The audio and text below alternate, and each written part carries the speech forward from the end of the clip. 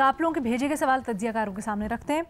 महमल, आपसे करते हैं पहला सवाल। ब्रिक्स इजलास हुआ है जिससे मुतल्लिक आपसे पूछा जा रहा है कि इस इजलास में दुनिया की उभरती मईशतों ने अमेरिका की यकतरफा पॉलिसीज़ पर खुलकर तहफ़्फ़ुज़ात का इजहार किया है। तो क्या ब्रिक्स वाकई अमेरिका के आलमी असर और रसूख को चैलेंज कर सकता है? देखिए रीना, वैसे तो मैं आपको ये एक्सप्लेन करूँ कि देखें, जब पोस्ट वर्ल्ड वॉर टू दुनिया के अंदर हमने देखा था कि एक लीग ऑफ नेशंस जब फेल हुई थी, तो उसके बाद जो है एक यूएन जिस तरह जब मार्ज वजूद में आया, वो इसीलिए था कि एक डिस्प्यूट रेजोल्यूशन हो, एक कॉन्फ्लिक्ट रेजोल्यूशन हो, उसके लिए एक बॉडी बनाई जाए। लेकिन हमने पिछले चंद साल के अंदर देखा है कि जो इवन यूएन का फेलियर है, ख़ासतौर पे आप गज़ा के अंदर जिस तरह देखें, उसकी वजह से एक फ्रस्ट्रेशन भी है। एक हमने इंटरनेशनल सिस्टम का पूरा ओवरऑल एक कोलैप्स देखा है, डिस्प्यूट रेजोल्यूशन हो, कॉन्फ्लिक्ट रेजोल्यूशन हो, दूसरी जो चीज़ें, उसकी वजह से जो है दुनिया के अंदर जो बाकी आप अगर ममालिक देखें, तो वो एक जो वैक्यूम क्रिएट हुआ है ना, उसके अंदर वो एक्सप्लोरेटरी फेज के अंदर है।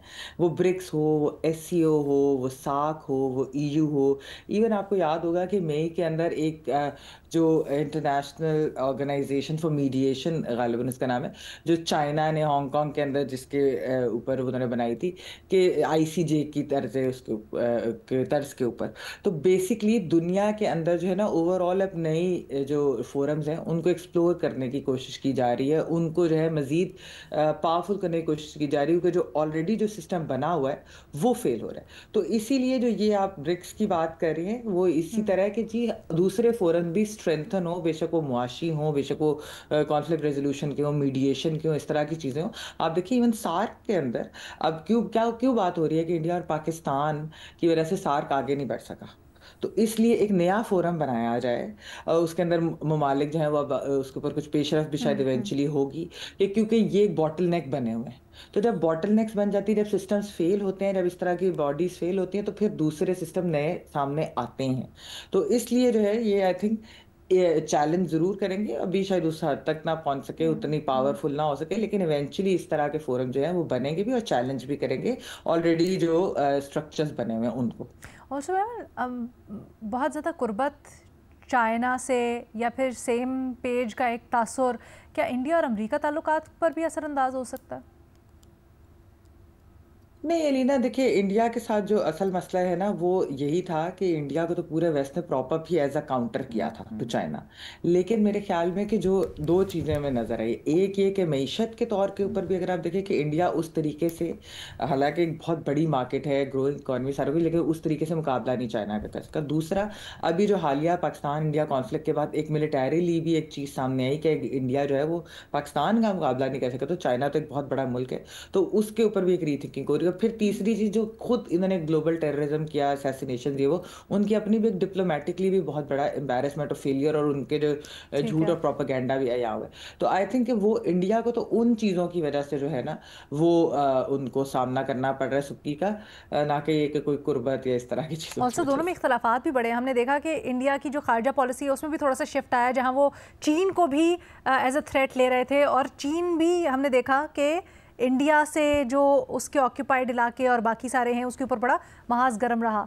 सो आने वाले दिनों में इसके ऊपर बात करते हैं, but thank you for now. अगला सवाल साफ़ी साहब से करते हैं। साफ़ी साहब, पूछा यह जा रहा है कि हुकूमत की जानिब से बार बार पीटीआई को मुज़ाकरात की दावत दी जा रही है, जबकि पीटीआई वाज़े तौर पर कई बार इनकार कर चुकी है। तो वजह क्या है कि हुकूमत मुज़ाकरात पर इतना इसरार कर रही है? एक तो जमहूरियत के दो पहिए होते हैं, एक हुकूमत और एक अपोजिशन, और इनमें से एक भी ना हो तो ये गाड़ी नहीं चल सकती। तो इसलिए हर हुकूमत की ये कोशिश होती है कि वो किसी न किसी तरीके से अपोजिशन को साथ ले ले। दूसरा, अगर इस वक्त अपोजिशन के साथ मुज़ाकरात नहीं होते तो अगले स्टेज पे जाके वो सड़कों पे आ सकते हैं, हुकूमत के लिए किसी और लिहाज से थ्रेट बन सकते हैं। तो उस थ्रेट से बचने के लिए भी हुकूमत की ये कोशिश है कि अपोजिशन के साथ मुज़ाकरात करे और जो डिस्प्यूटेड मामलात हैं उनको मुज़ाकरात के ज़रिए हल करे। बट सर, इस वक्त तो हुकूमत खुद इस तरह के इकदामात कर रही है, इस तरह के इकदामात को बैक कर रही है, जैसे बिल्कुल ही अपोजिशन को दीवार से लगा दिया जाए या उनका किरदार नॉन एग्जिस्टेंट कर दिया जाए। फिर भी वो क्यों इस चाहते हैं? वक्त तो यही तो मसला है कि हम्म। अपोजिशन ये कह रही है कि एक तो इस हुकूमत को वो बेख्तियार समझती है, और कठपुतली समझती है। और अब वो चाहते हैं कि अगर हम मुज़ाकरात करें भी तो इस्टेब्लिशमेंट के साथ करें। और दूसरी तरफ हुकूमत के इक़दामात भी बाज़ ऐसे होते हैं, मसलन जिस तरह आज के प्रोग्राम में हम डिस्कस कर रहे थे, तो ये तो नहीं हो सकता कि आप तो सर अपोजिशन कहीं ऐसा को। तो नहीं है कि हुकूमत के जो मुज़ाकरात के ऊपर बार बार बात करना है सेविंग ग्रेस है, मतलब वो सिर्फ ये दिखाने के लिए कि हम जमहूरी जमात हैं और हम बड़ा ऑफ़र कर रहे हैं, हम मुज़ाकरात के लिए कहते हैं, तो ये इसलिए कर रहे हूँ? ये भी हो सकता है, क्योंकि अगर हुकूमत अब मुज़ाकरात में संजीदा हो तो फिर वो उसके लिए माहौल भी बनाए। और माहौल इस तरह के इक़दामात से तो नहीं बन सकता जिस तरीके से आज हमने डिस्कस किया। ठीक है sir, thank you so much Saleem Safi साहब। अगला सवाल उमर चीमा साहब के लिए। चीमा साहब, आपसे पूछा जा रहा है कि इसहाक डार कहते हैं कि पीपल्स पार्टी मुश्किल की साथी थी, अच्छे वक्त में उसको नहीं छोड़ेंगे। साथ ही ये खबरें भी गर्दिश कर रही हैं कि सदर को तब्दील करने की तैयारियां हो रही हैं, जिसकी गो के मोहसिन नकवी साहब ने तरदीद की है। लेकिन आपसे जानना चाह रहे हैं कि इन खबरों की हकीकत क्या है? क्या वाकई में ऐसा कुछ होने जा रहा है या ऐसी कुछ कयास आराइयाँ हो रही हैं, इनमें कुछ वज़न है? अलीना, इसको देखने के 2-3 तरीके हैं कि इससे हुकूमत को या जो इस्टेब्लिशमेंट को क्या फ़ायदा होगा कि अगर जरदारी साहब को हटाया जाता है, उनके पास क्या और सलूशन है।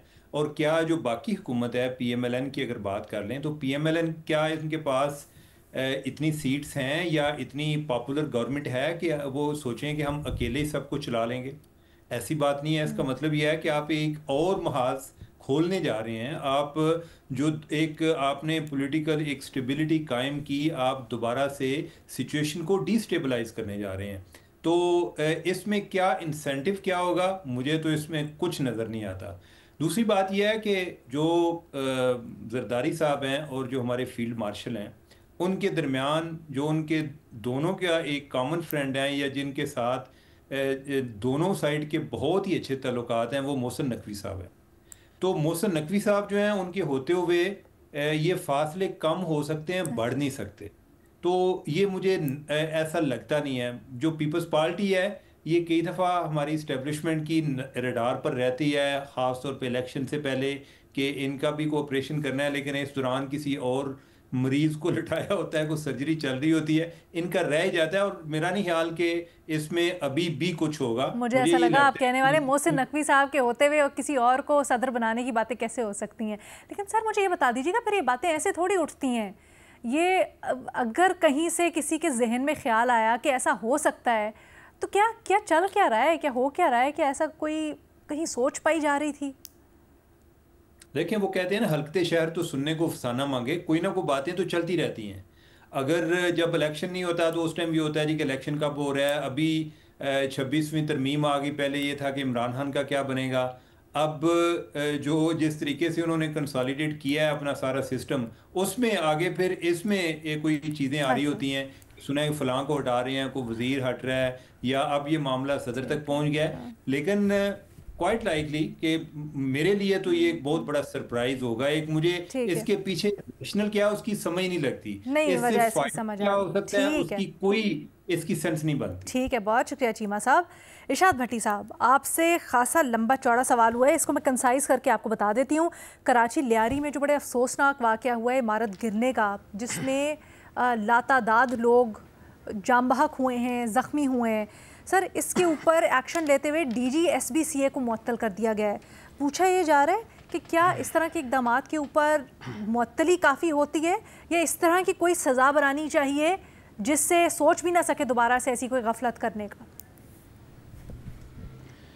मैडम शेख, कोई महज़्ज़ब मुल्क होता, अगर कोई आइन कानून वाला, असूल मंतक वाला, इखलाकियात वाला मुल्क होता, तो कम अज़ कम मेयर कराची से इस्तीफ़ा ले लिया जाता या वो इस्तीफ़ा देकर जा चुके होते। ये जिस अफसर को मुअत्तल किया गया है, क्या ये उम्र भर मुअत्तल रहेगा? क्या इसको नौकरी से बर्खास्त कर दिया जाएगा? नहीं, चंद दिन बाद, चंद हफ्तों बाद वो किसी और अहम पोस्ट पर होगा, और हो सकता है इसी पोस्ट पर हो। यानी आप मुझे बताएं कि ये जितने, सबसे पहले तो जितने ख़ानदान जिनके प्यारे गए हैं उनसे दिली ताज़ियत, और जिनका इतना नुकसान हुआ है उनसे भी दिली ताज़ियत। ये प्लाट पर ग्राउंड +2 था, 5 मंजिलें कैसे बन गई? हर फ्लोर पर 3 पोर्शन कैसे बन गए? इमारत खाली कराने के नोटिस कहाँ गए? 3 साल पहले जो खस्ता हालत इमारत को करार दिया था, उस वक़्त आइन, कानून, हुकूमत, कराची का मेयर सब कहाँ थे? ये क्यों लाशों पर आके सियासत करते हैं? क्यों आकर खड़े हो जाते हैं ये चीलों की तरह और ऊपर आकर वही घिसे पिटे बयानात, वही चंद चीज़ें। बल्दिया फैक्ट्री में जो आग लगी थी और जो 300 के करीब मज़दूर जलकर मरे थे, क्या बना उनका? जो कराची की सड़कों पर जो कत्ले आम हुआ था, क्या बना उनका? ये कल सवात, दरियाए सवात में जो बह गए हैं, कुछ हुआ है उनका? जो मॉडल टाउन में, सानिया मॉडल टाउन में मारे गए, कुछ हुआ है उनका? जो रोज़ इमारतें गिरती हैं, जो रोज़ सैलाबों और जलजलों में चले जाते हैं, उनका कुछ हुआ है? कराची में और कितनी इमारतें होंगी जो इसी तरह होंगी? क्या उनका कुछ हुआ है या कुछ होना है? चंद दिन की बस बातचीत है, उसके बाद ख़त्म। कवानीन मौजूद हैं, सब कुछ मौजूद है, लेकिन चूंकि जजा सजा कोई नहीं, इम्प्लीमेंटेशन कोई नहीं, कोई जिम्मेदारी कोई नहीं, किसी ने कुछ नहीं। किधर गए बिलावल भुट्टो साहब? किधर गए सदर आसिफ अली जरदारी साहब? किधर गए मुराद अली शाह साहब? चंद बयानात, चूंकि गरीब मरे हैं, कोई फिक्र ही नहीं है। तो मैडम शेख, इशू ये है कि सब कुछ मौजूद है, नीयत मौजूद नहीं है, नाअहली है, और ऊपर से गफलत है, और ऊपर से निकम्मापन है, और ऊपर से तरजीह नहीं है। हम आवाम उनकी तरजीह, आप ये बात कर रहे हैं, लोगों का किसी को नहीं। वो तो जो मर गए बेचारे, जो उनके लवाहिकीन बैठे हुए थे, गटर उबल रहा गली के अंदर, और किसी को इतना नहीं, इतने हाई प्रोफाइल लोग मिलने के लिए आ रहे थे, देखने के लिए आ रहे थे, दौरा करने के लिए आए थे कि उन बेचारों को उठा के कहीं साफ़ सुथरी जगह पे बिठा दें। वो उसी गंदी गटर वाले पानी के ऊपर बैठे हुए थे। भट्टी साहब, आपकी मौजूदगी का फ़ायदा उठाते हुए एक छोटे से सवाल का जवाब दे दें, मुख्तसर रखिएगा सर। ये जो अभी हम उमर चीमा साहब से पूछ रहे थे कि ये सदर की तब्दीली की बात क्यों हो रही है, आप ज़रा बताएं, आपके ज़रा क्या कहते हैं? मैडम शेख, मैंने भी सुना है, और सुना भी अपने एजाज़ सैयद साहब से है। वो कह रहे थे कि उनका कहना था कि एक कहीं उन्होंने कानून साजी देखी है, कोई कानून साजी हो रही है, और कोई अगली आईनी तरमीम आ रही है, या आगे कुछ होने जा रहा है, तो सदर जरदारी साहब को हटाया जाएगा। लेकिन अभी बहुत कुछ कबल अज़ वक्त है। एक बात अलबत्ता ज़रूर है कि अब मुस्लिम लीग नून को सादा अक्सरियत हासिल हो गई है, पीपल्स पार्टी की अब वो मोहताज नहीं रही, और आगे चलकर कुछ भी हो सकता है मैडम शेख। अच्छा, आपकी राय में भी ऐसी कोई चीज़ वर्क्स में है? आपकी राय में ये करने से बेनिफिट होगा? मैडम शेख, पहला जो कुछ किया है उससे भी बेनिफिट हुआ है, आइंदा जो कुछ होगा उससे भी बेनिफिट होगा इंशाल्लाह। सब कुछ मुल्क के वसी तर मफाद में होगा। बड़े आप चालाक हैं, जब इस तरह के जवाब आते हैं तो सरकाज़म में गोल कर जाते हैं। बट खैर भट्टी साहब, आप हमारे हीरो हैं, आपका बिल्कुल हक है, आप कर सकते हैं।